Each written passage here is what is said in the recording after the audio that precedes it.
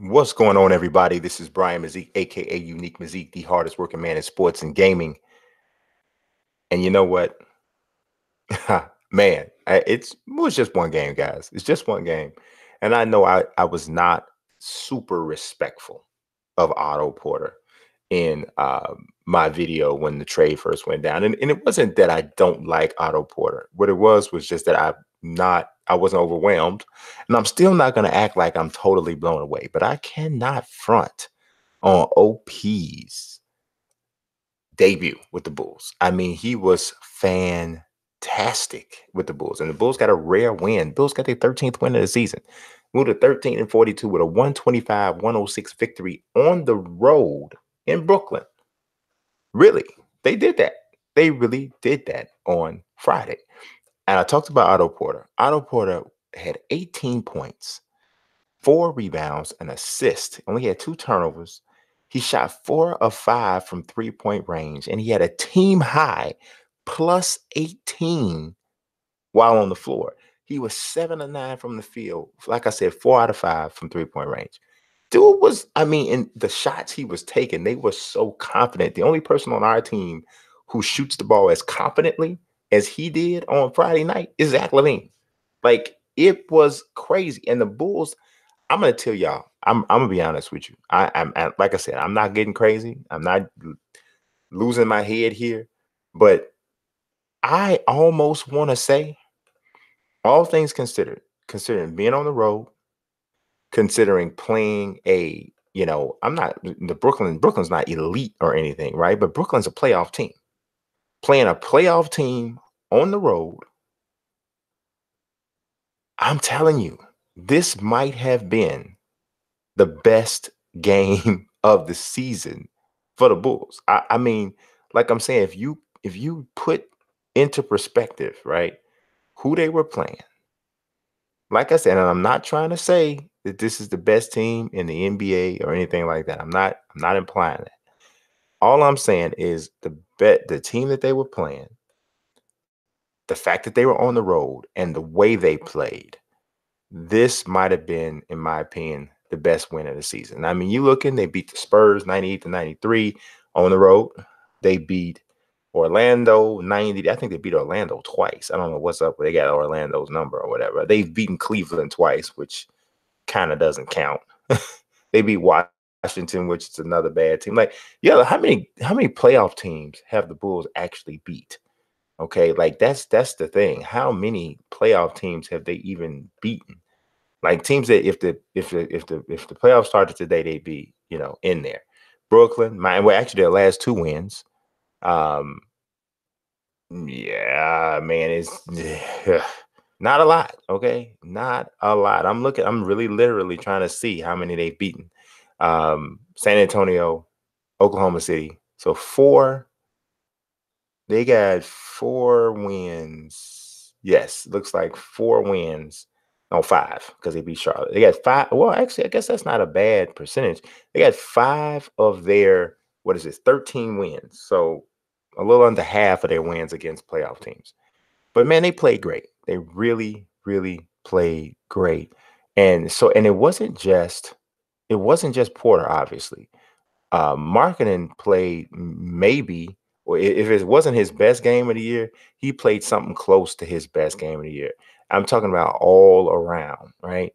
The bull spacing overall was really good, man. Like I was really impressed just overall with the way they played. Period. Marketing had 31 and 18, y'all.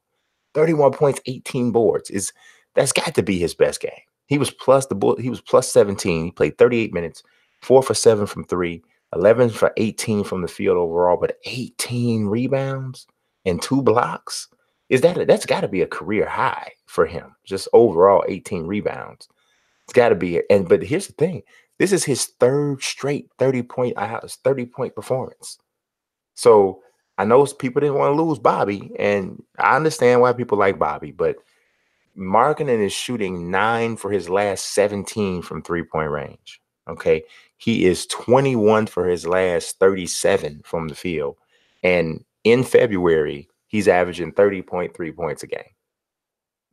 He having a good month. I mean, The Bulls only got one win, but if Markkinen he's averaging 30 and 12 this month. Yeah, this is happening right now with this guy. I mean, so and the Bulls have been in games. So is something about to shift with them? Are they playing differently? Is something going on?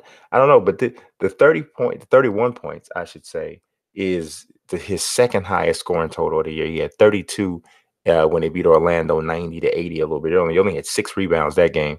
See, he had 15 boards earlier this season. He had a 16 and 5. Oh no, he had 19 boards and a loss to Brooklyn. So Brooklyn, just for whatever reason, they don't rebound with Markkinen. Markkinen had 18 points, 19 rebounds against Brooklyn on January 29th. So that was actually his season high. But I don't know, man. He was fantastic. Then I didn't even talk about Zach, because Zach had 17 in the first quarter. I mean, the first half. I'm sorry, in the first half, going nuts. Right? He ended up shooting 10 for 17 from the field, 1 for 2 from three, 5 for 7 from the free throw line. He had 26 points, 3 rebounds, 5 assists. He only had one turnover. Dunn was solid, 14 points, 5 rebounds, 9 assists. He had 3 turnovers.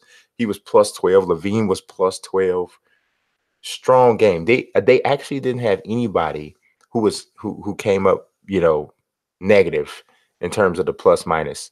Um, just really good. I mean, imagine if they had Wendell Carter Jr. out here. They would have had the starting five that you got to be thinking is the one that's moving forward.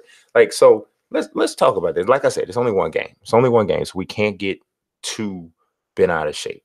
But let's wonder aloud about something. What if the Bulls, like, okay, what is the Bulls record right now? Like, because I want to kind of, I want you guys to talk to me in the comment section. What if the Bulls, so this was their 55th game, right? So that means there's 27 regular season games left. What if the Bulls finish the season? What what's reasonably like really, and they played well down the stretch. What if the Bulls finish the rest of the season 17 and 10? Right? 17-10 still not going to do very much. They'd end up 30 and 52. They nowhere near the playoffs. Obviously, we know they can't make the playoffs, right? I mean, even if the Bulls won all of their games, which is not going to happen, the best they can finish is 40 and 42. And 40 and 42 is almost certainly not going to get them in the playoffs. I mean, it could. It could, because the eighth playoff seed, I mean, the seventh and the eighth playoff seeds right now in the East have our teams with loser records. The Hornets 26 and 28, Miami 25 and 28. But clearly they're not going to run the table, right? So 30 and 52, right? So they finished the season strong, looking like one of those teams you probably don't want to play in the postseason because they got the confidence and they're moving and you don't have to worry about it because they're not going to make it. But what if that happens, right? They will be killing their chances of actually, for the most part, getting a shot at a Zion Williamson or John Morant or even a RJ Barrett. They'd probably be done with that. They probably would be out of range to even get somebody like Cam Reddish, who you got to say, do you really think they really need Cam Reddish if Otto Porter, if they finish 30 and 52, 17 and 10, you can bet that meant Otto Porter played really well in this last 27 games of the season.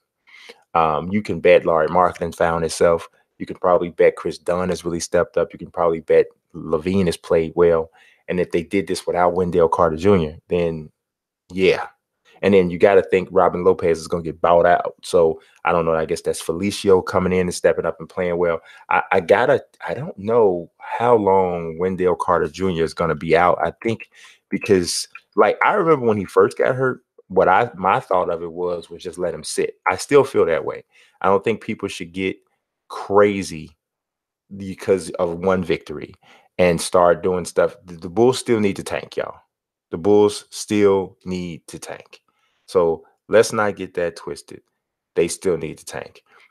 He had a left thumb injury back in January. In the middle of January, they said he was day to day. So I think he could probably be playing in a different situation. Right about now, he's not. So I would keep him out. I really would keep him out.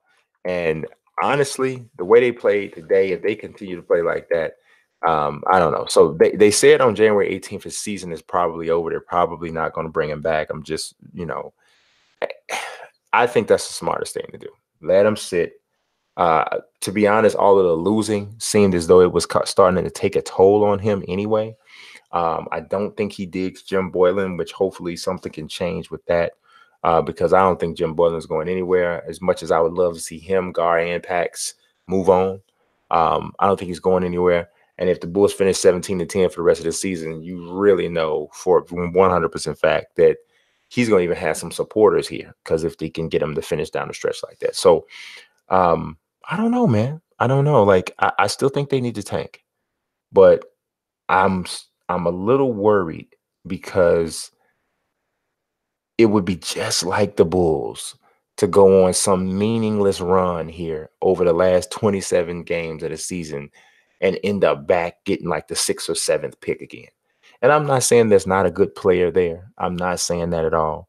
But if the Bulls really truly feel like they found their small forward, and then you also already have Chandler Hutchison, suddenly now what you need has changed, right? What you need has changed. You moved Bobby Portis because you said we have our power forward because Laurie is going to be our power forward, and you know you got Wendell Carter Jr. So you're saying that we have our center. I mean, the only thing I'm thinking is if you really want to get crazy with something, I mean, I don't even think they can even do that anymore. So I mean, they don't have the money to do that. I was thinking like trying to put together something for Anthony Davis, but Jabari Parker would have been a big part of trying to bring him in, right? But because of the salary. But yeah, I really I'm thinking about it.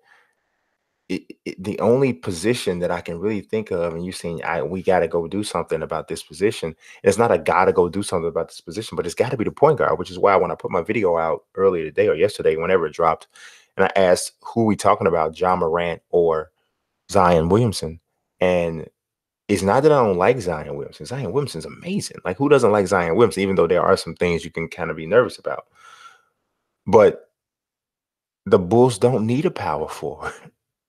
And they don't know if he can play three.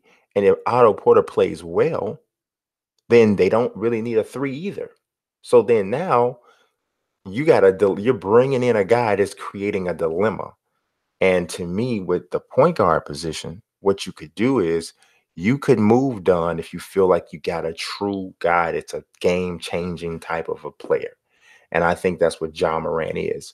So then you're looking at a situation where would you like if you can get if this is you got to tank though to get this because I don't think the lowest I think Ja's going is the lowest I think he's going is third. I have a feeling that by the time the draft rolls around, he's going to go number one. That's just my belief. I think he might go number one.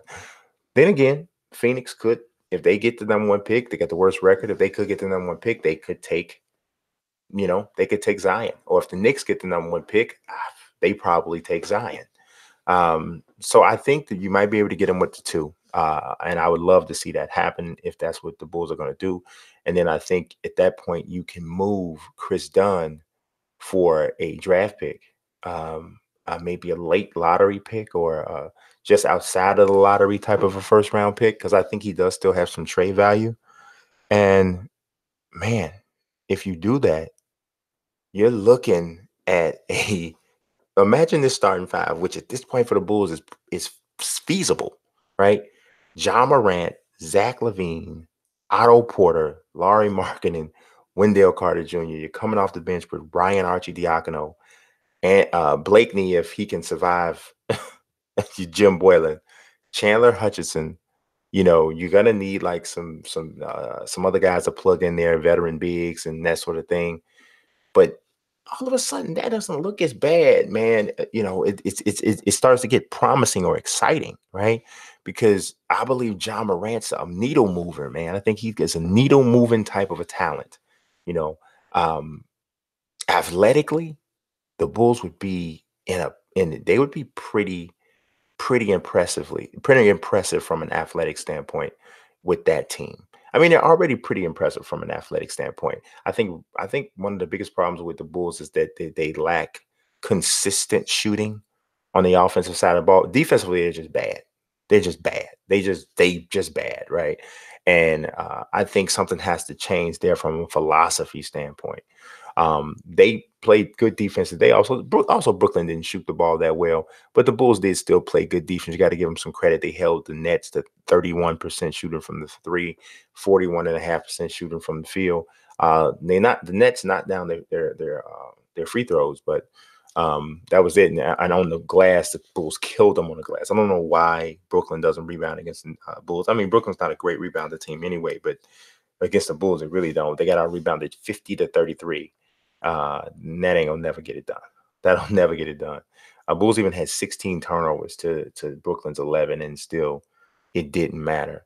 So it's gonna be interesting. It's really good. It's going to get interesting. Like I said, I'm not getting crazy. I'm not getting crazy. It was just one game, but I was impressed with the way they played on Friday night. And you can only hope. I mean, it's my team, so I want to see them do well, but I know what the greater good is. And the greater good is they got a tank. They got a tank. It doesn't do the Bulls any good to finish this season 30-52. Like I'm wondering aloud of what happens if that, how things change if that happens. But the best thing for the Bulls, even if they say, you know what, we're gonna stick with Dunn. We like Dunn. We like him. Um, we'd rather trade this number one pick. We'd rather trade him for somebody, some future picks or something to that effect. And, another player at another position, a backup here, a backup there, whatever you're going to do. Even if they like that, I still feel like they need to tank. They got it. This is just the way the league is set up. You got to tank. And I would rather see them do that than, like I said, go on a meaningless run. So that's all I got for you guys today. I appreciate you watching as always. I got a video. I hope you saw it earlier today. I dropped. It's a D'Angelo Russell video. It's in the NBA 2K land. Pretty crazy. So it's real short, but I want y'all to check it out. Leave a like, subscribe, share the video as well. God bless and peace.